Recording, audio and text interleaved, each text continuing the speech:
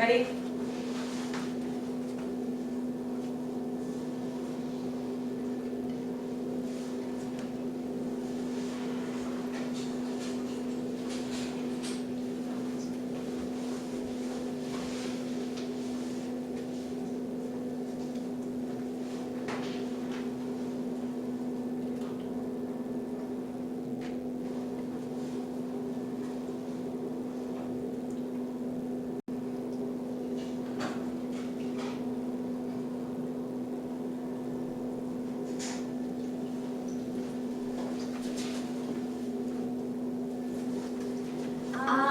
And welcome to this live stream. We're in Stenton Townhouses, which is one of the halls in University of Reading. And today we're just going to show you around one of the Stenton Townhouses, tell you a little bit about the hall itself, about disability, about any other accommodation questions, and anything like that. So send us any questions you might have. And we're just going to introduce everybody. So my name is Rebecca, I'm a third year English and film student, and I'm here with Zoe and Georgie today. We're going to help get everything started. We're going to actually send Georgie upstairs to show you around one of the halls. So we'll show her going upstairs to see Georgie in a minute. So yeah, Zoe, why don't you introduce yourself? Yeah, so hi, my name is Zoe. I work in the accommodation office. I've been working there for 3 years. So basically my role is when you give in your accommodation application, what we do is we have a little look at your application and we try to place you best where you're suited and meet your requirements.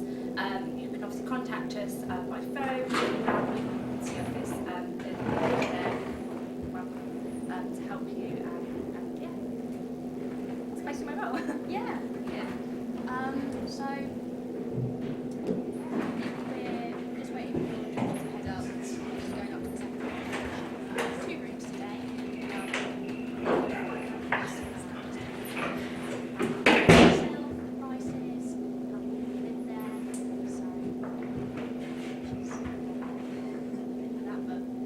Stenton Townhouse is one of 10 different types of halls, so there's many different other types as well, which you can find on the information website. And questions and things like that about their experiences and see different prices, price ranges, and that sort of thing.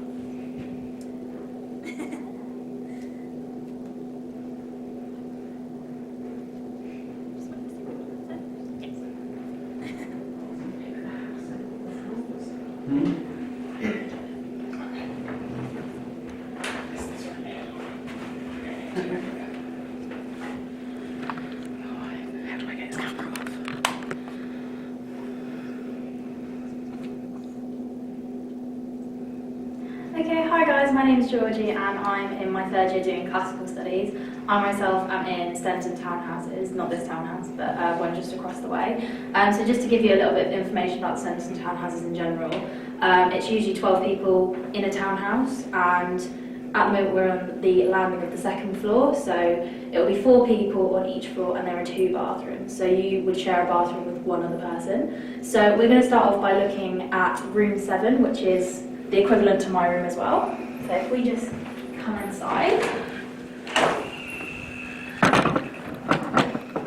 Okay, so this is what the room looks like. So as you can see, it's really nice and spacious. We've got a really nice view as well of the rest of the townhouses. We've got quite a large desk space as well, so if you are like me and you like spreading your work out everywhere, this is really useful. You've also got plenty of storage, so you've got 3 different chest of drawers as well on the side of the desk, as well as by the bedside here. You've got plenty of space underneath the desk to put like a printer, your bins, laundry basket, which is what I keep under my desk as well. We then also have this wardrobe, which is a really lovely big space. You've got a full-length mirror and you've got plenty of shelf space as well. And as well, we do have a bottom drawer here as well. Also, underneath the mattress, if I just lift up a bit, you have plenty of space underneath the bed. So if you want to put like suitcases or boxes or anything, you can do that as well. And the bed size is a small double bed, so it's 4 foot wide, and this is something you'd find if you were to go into Stenton or Kinder or Childs as well. We also have a notice board which you can decorate how you like, so I've got loads of photos from home, lots of photos of my dog, And then as well we have this bookcase, which is really useful for putting all your books. And yeah, so you've got another bookshelf here as well, and it's pretty functional, so a lot of people will be moving away from home for the first time, so it's quite nice to make it as homely as you want. I've got up like my little battery powered fairy lights, which are really nice, make it really nice and homely. But yeah, it's a really lovely space. I feel quite at home. I did halls in my first year as well, and coming back into halls for my final year was just a really good decision, and it's something that I definitely would encourage people to do as well. Yeah. I'm just going to show you guys the bathroom quickly as well, just so you kind of have an idea of what it would be like. So, as I mentioned, you will be sharing this with one other person, and they do try and put you with someone, so it's not like a boy and a girl sharing, it's like they try and keep it the same sex. But you have, obviously, your sink, you've got space on here as well to put your toiletries and things. You've obviously got bin, toilet, pretty self-explanatory, and then the shower as well. And these are all clean for you because it is a shared space. You don't have to clean it yourself, whereas if it was an ensuite, that would be your responsibility to clean. But yeah, you've got the towel rack as well. You've got a light up above here, and also a shaving thing. But yeah, the bathrooms are really nice. I kind of think of it as like a nice little hotel that you live in for like the year, but they are really nice and they are really spacious, and as I said, they are clean for you as well once a week. So yeah. So we're going to go back downstairs to the others, and we're going to be talking about questions that you guys might have if you're coming into halls generally, or if you perhaps maybe have any disability related questions as well. So we'll see you guys back downstairs.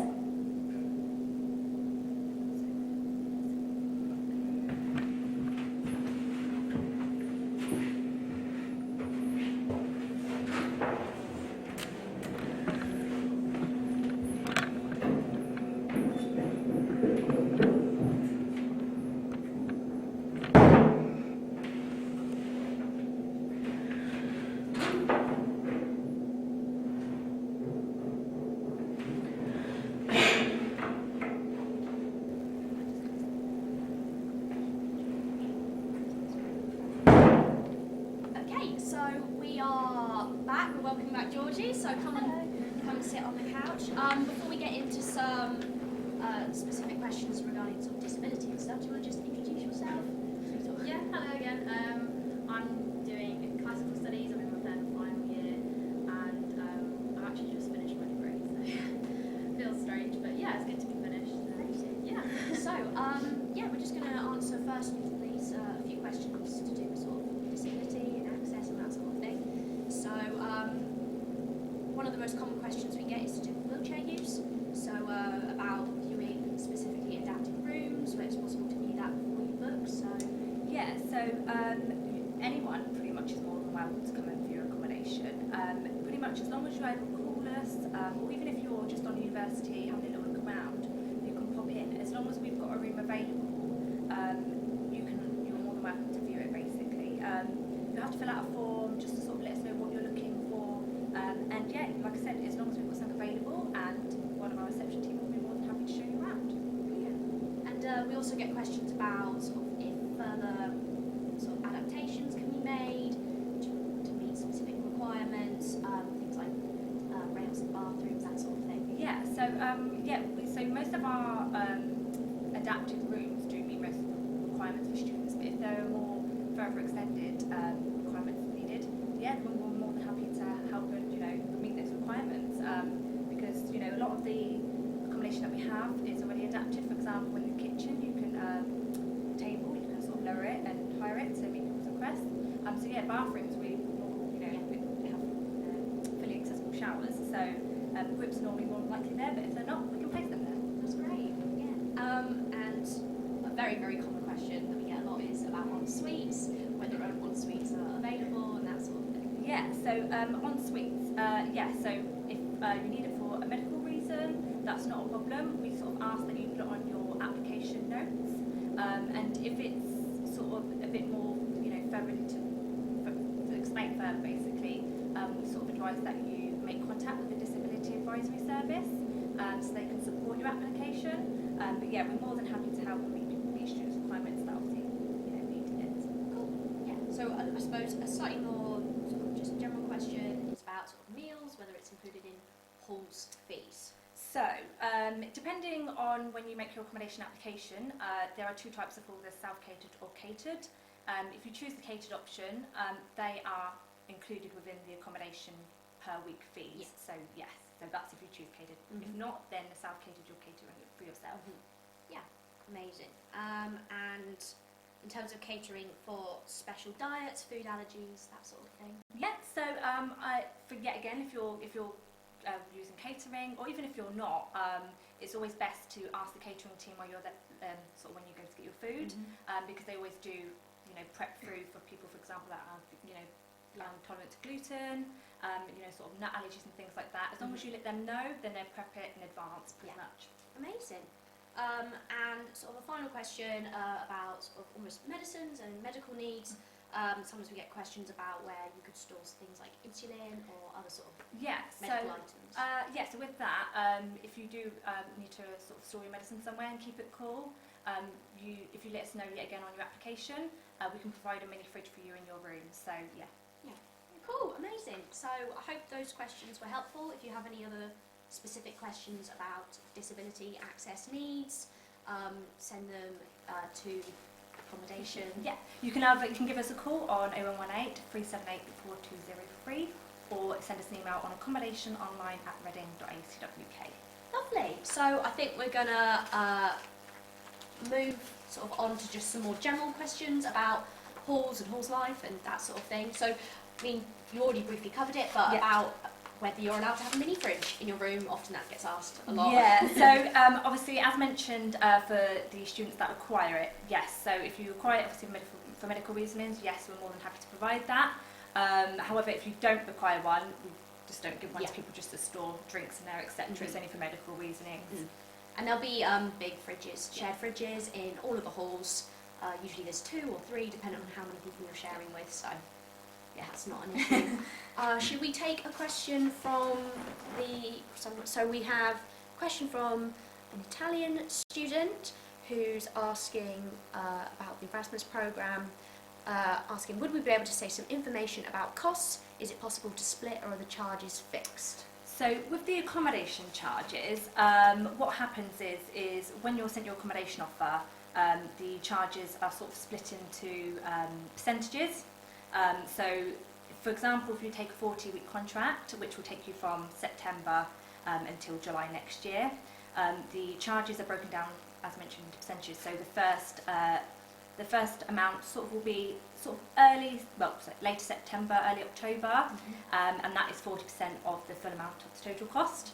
The second instalment is due around January time, and that's also 40% of the full amount of cost. And the last instalment is 20%, and that's sort of due around April time. So they are fixed. However, if you do have trouble with payments, you can speak to the student credit control team, and they may be able to work with you, sort of, helping you with your cost, etc. Lovely. So another question we get about is cleaning, whether you have a room or an ensuite, or whether you have to clean that yourself. Or... So if you have your own room, so your room anyway, you have to clean it yourself. If you have your own bathroom, you do have to clean it yourself. If you're sharing bathrooms, then they do get cleaned by university cleaners once a week. Yeah, cool, amazing. And just about general costs, obviously there's a bit of a range of costs between different halls. So it does really depend on sort of the type of accommodation you're looking for. Sort of the starting costs for sort of the basics with shared accommodation in self-catered, you're looking at £121.80 starting off there, and it can range up to about 170. 170 on looking at sort of the premium ensuite range. So, but you can find all of our information on the accommodation website and with costs. And you'll be able to look at full breakdowns of what's included in each hall, whether it's catered, self-catered, ensuite, premium ensuite, and find what sort of suits your needs the most. Okay, a question about what are the most popular halls for freshers? So that is one we get that question quite often. But to be honest, it's quite hard for us to say because each year, it does change, doesn't it? I probably obviously can imagine for you guys as well.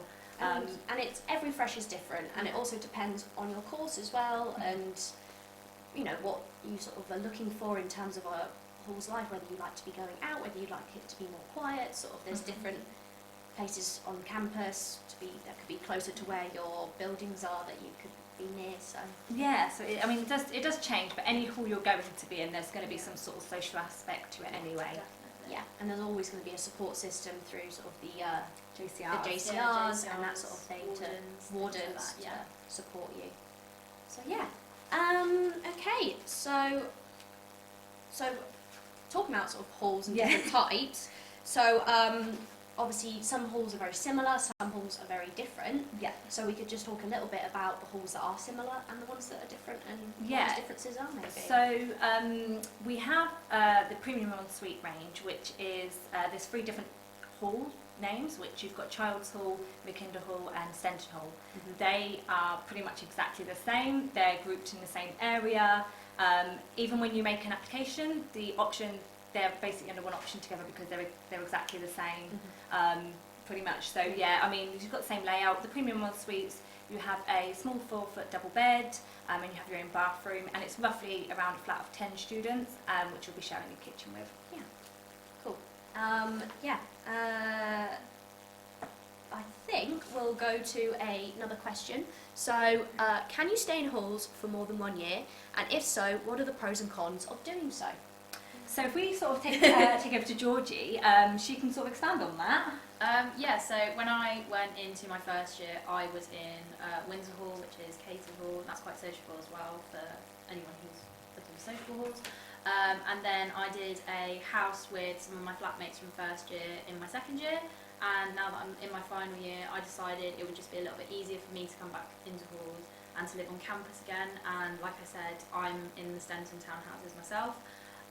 I think it's definitely a lot easier in terms of kind of like, you don't have to stress about your rent as much. Like, it is paid in 3 instalments, and that covers like your Wi-Fi, your electricity bills, all that. So that's kind of a big weight that's taken off your shoulders. You don't have to worry about that. It's also exciting to meet brand new people. Like, I know for some people it's a bit nerve-wracking.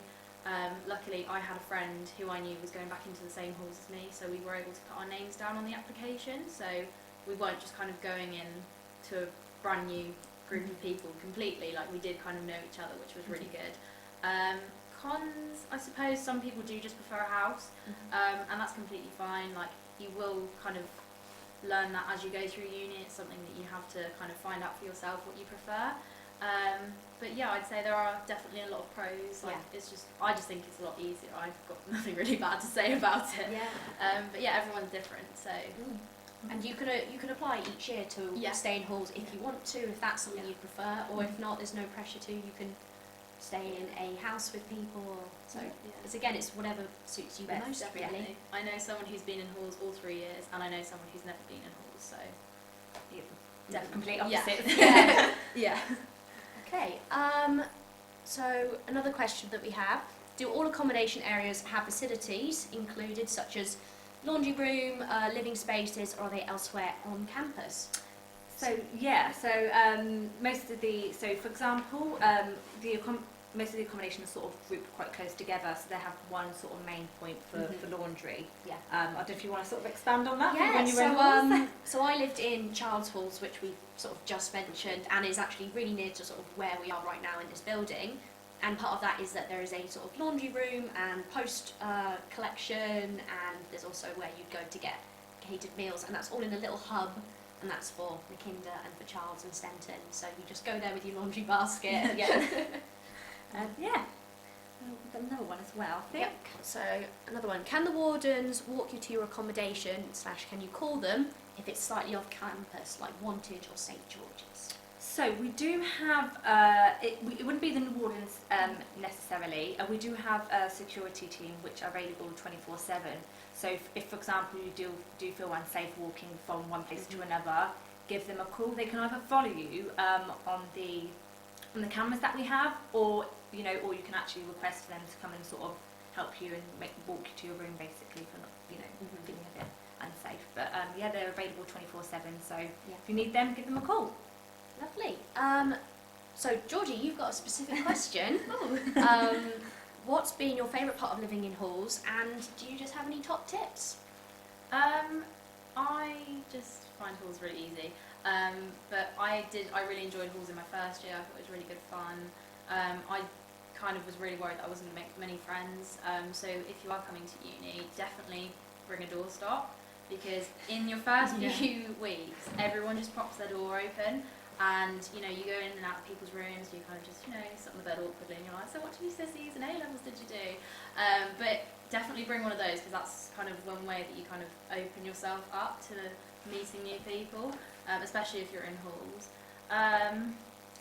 Think about what kind of you want in your room. Kind of, you don't always have to have like an ensuite. Like my mum was like, you're not having an ensuite, it's just not happening.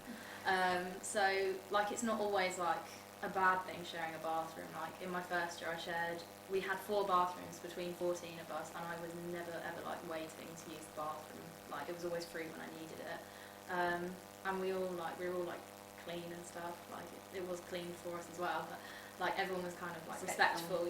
Like don't worry about that. But yeah, I think just kind of go into it with a positive mind, and I think part of it is really sort of in those first couple of weeks, putting yourself out there, pushing yourself out of your comfort zone to like meet lots of new people and help you feel comfortable. Yeah, definitely. Right, I think that is it for our specific questions. Yeah. So, should we send Georgie back upstairs? Okay. She's going to show you a second room, so we'll see you in a little bit, Georgie. Okay, see you back. Okay. Just thinking, whilst we're waiting for Georgie just to Go upstairs. head on upstairs, if we just answer a few more sort of general questions that we didn't do Yeah, earlier. that's absolutely fine. Sort of a question we get, the vibe of different halls on campus. So that, yet again, that changes pretty much each year. Some people sort of call up and say, which one's the most noisiest one, things like that. I mean, it's quite hard for us to say, unless we get reports of noise, etc. They're different, they are different vibes. So you're probably looking at Wessex and Bridges. That's more sort of, I would say it's a bit more like out of the way, so it's probably maybe a bit more quieter. I mean, obviously, like I said, just really depends on each year, exactly. the people that are in your people you're living with as well. that, exactly. So that's quite a hard one for us to answer. What was the other ones we've got? Do we have postgraduate halls? So we don't actually have postgraduate halls as such. So we do for this year, for the upcoming year, 2019-20, we've got an option when you make your application. If you're wanting more of a quieter atmosphere, we've got a quieter lifestyle option. So if you tick that box when you make your application, we will place you with other students that are placed, tick the box as well. So we're putting like-minded students together.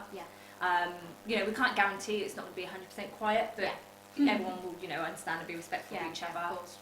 Yeah, and like Georgie was saying, if you sort of know someone else who you'd like to live with, you can actually sort of apply with them and see if you can get put together.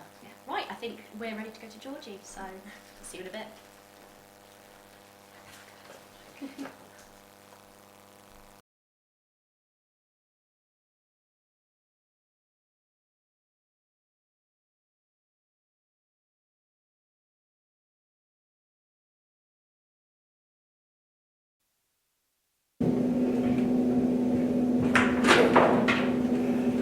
Okay guys, so we're back upstairs on the second floor, and we're just going to be looking at a room opposite the room we just looked at about 5 or so minutes ago. And it's just to show you that not all the rooms are the same, they kind of are like slightly different.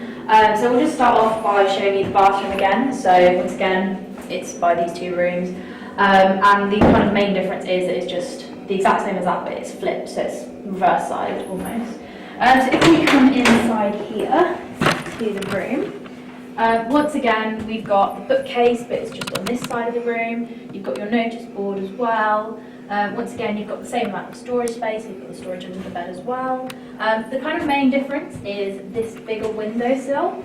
So this is usually the back-facing side of the townhouses. So the room that we were in before was like the front way. But this back way, they just have a little bit of a bigger windowsill.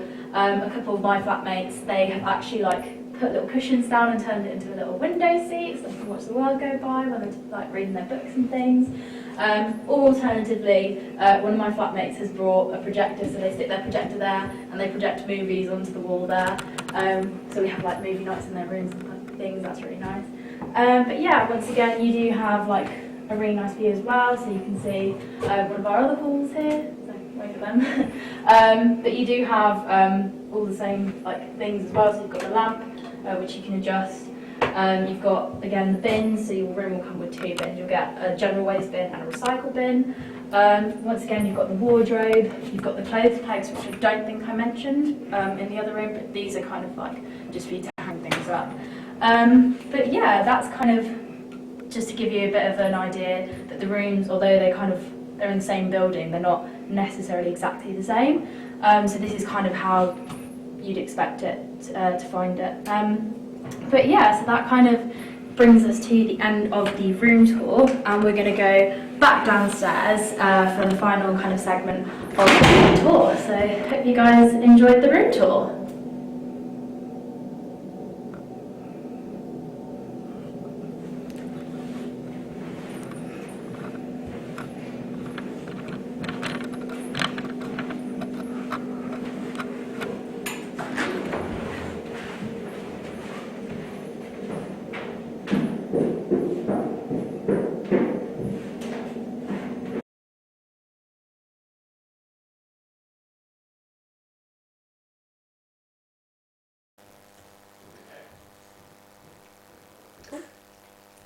Right, I think we are back. So yeah, so that's 2 rooms that Georgie showed you.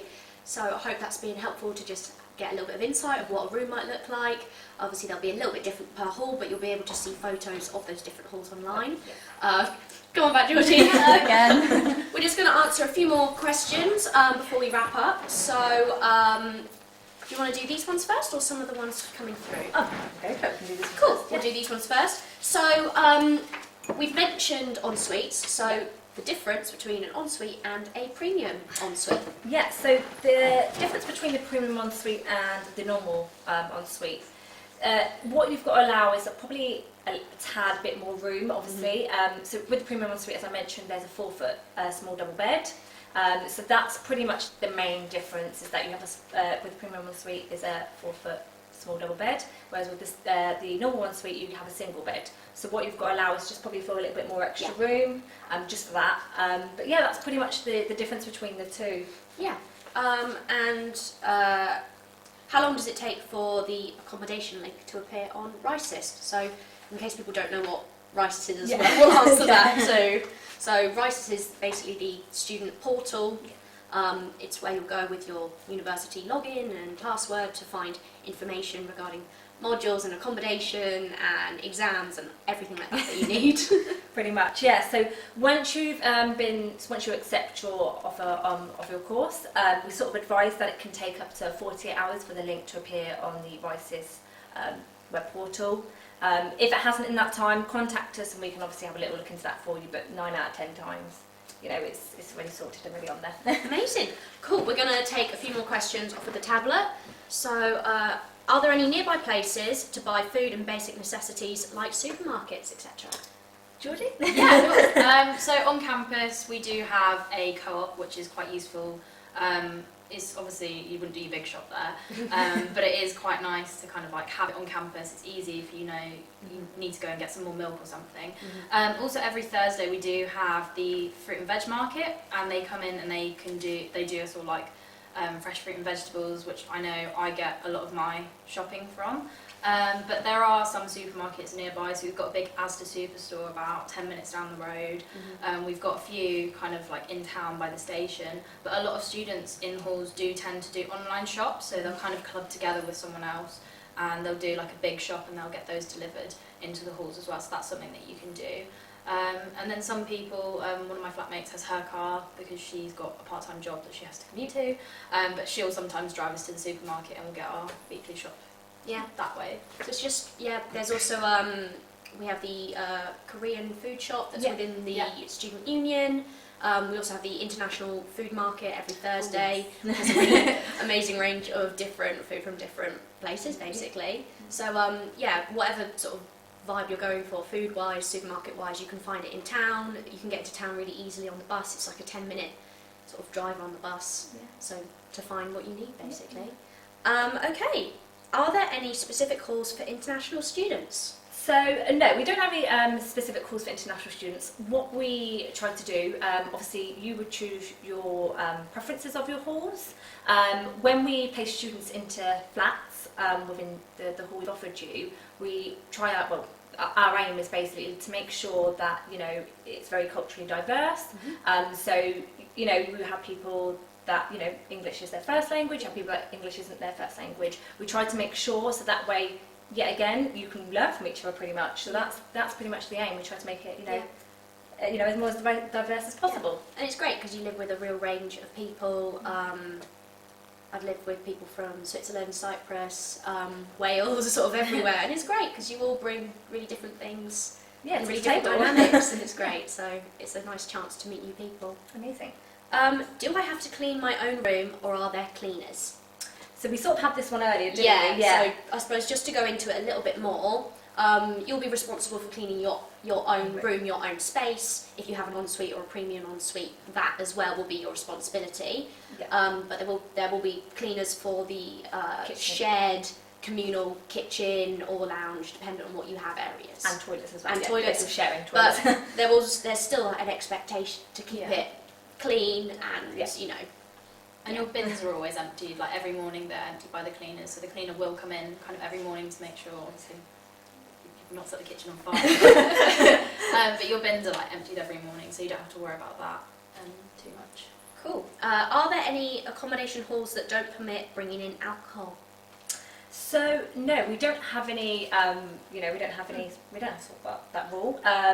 Obviously, with the quieter lifestyle, you know, that we've sort of, you're more than welcome to obviously still go out, drink alcohol, you know, things like that. It's not completely stopping anyone. It's just that, you know, if you want to go out partying, but then come home at a reasonable time, you know, and then get some sleep before, you know, you've got to go to your lecture the next day, amazing. But yeah, no, you're allowed to drink alcohol in halls. We don't have no sort of non-alcohol areas or anything like that. But we do have the Your Halls Life, which is they basically do sort of different activities that don't necessarily involve alcohol. Yeah. So, for example, they have sort of a games night. You know, for sort of Halloween, you have pumpkin carving. Make your own hot chocolate. You know, things like that. So it doesn't have to necessarily involve alcohol if you don't want to, because some people don't. Yeah. So yeah. Yeah, and there are plenty of societies as well at the university that do it. And I know, like, I'm part of sailing, and we have like non-alcoholic socials as well. So we'll go go-karting or just go for a casual sail. So there are like lots of alternatives for people who don't perhaps drink, and like a lot of people don't really kind of. It's not like school where if you don't do something, everyone judges you. Like no one really cares. You're kind of just, if you do that, you do you. So there's not really like, any judgment if you drink or if you don't drink, really. Yeah, and if you're being too noisy, you'll be quickly told by the wardens to be quiet. Okay, do halls have keys or key cards to allow people to enter, or are they open to all students? So depending which hall you're in, some of the halls are just the key card access, and some of the halls you will have key card access and keys, just because you've got to get through obviously like the first door and then obviously, you know, to get to your room. So that does depend and vary which hall you're in. But yeah, obviously, you know, if you're in that particular hall, you've got the key card access. If your friends coming over that don't, then they're going to have to say, I'm outside, come and let me in. Yeah. So yeah. Cool. And yes, it's if you have a key card and all that, it's only valid for the year that you're in accommodation, and then after that, it won't work. You'll be there trying to beep it in, and it won't work. Cool. Is there anything that's strictly not allowed in halls, like candles, electrical appliances, etc.? Yeah, so all that information will be on sort of a There's port. there'll be a list of the things that you should bring, Yeah. and then there'll also be a list of the things that you shouldn't bring. Candles is a big one. Each room will have its own smoke detector, and they are very, very sensitive, so don't think you can get away with it. Yeah, another thing is as well, students sort of electric blankets and things like that, if it's not been sort of PAP tested, then no, you can't basically bring it in. But it's worth looking at the full list that will be available Online, online on the accommodation sort of site. Yeah. Okay, are there items we have to bring that are not provided, such as curtains, etc.? What is provided and what do we need to bring? So yeah, again, all that information will sort of be provided on the website sort of closer to the time of students obviously arriving. Curtains are already in the room. pretty much, obviously, you've got to bring obviously your own duvet, Yeah. duvet covers, anything you sort of want to do to make it homely, Homely. obviously within a reasons, for example, candles, etc., Yeah. things like that. It's almost worth maybe printing a checklist off, going through, Yeah. seeing what you want as well in your room to make you feel at home. Maybe even a nice little pot plant. Yeah, pot plant, that sort of thing. Sort of photos for the wall, anything like that. Yeah. So. Yeah, it is all kind of mentioned as well in your e-induction, which you'll do before you move in. And that's kind of like an online thing. They'll go through like fire safety and things like that. I've done it a few times. But yeah, no, it covers everything in there. Like it's got a list of do definitely not bring these items. But as well, like say for pots and pans and things, you'll probably find out your room and your halls like before you move in. And some people create Facebook groups. And you can like speak to your flatmates there kind of before you move in, being like, oh, I'm bringing this and things, but yeah, it's pretty much listed in the induction really. Okay. I think that that's all of our questions that we've got so far. If you have any other questions that haven't been answered, you can leave them in the comments, and we will make sure to answer them. And this video itself will be up on Facebook and YouTube, so if you have any questions after you've seen this video, you can ring the number that we said earlier. Do you want to say it one more time for that? So our number is 0118 378 4203, or you can, like I said, you can pop into the accommodation office and see us, or you can obviously email us on accommodationonline@reading.ac.uk. Okay. Well, I hope you enjoyed having a look at a townhouse, and hopefully we answered some of your questions. So thank you for tuning in. Thanks. Thank you. Bye.